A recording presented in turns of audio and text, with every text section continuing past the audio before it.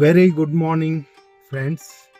ఈరోజు మనం గణేషుని చూడడానికి పోతున్నాం ఫ్రెండ్స్. చూద్దాం మా గణేషులు ఎట్లున్నాయో ఏం కథ చూద్దాం.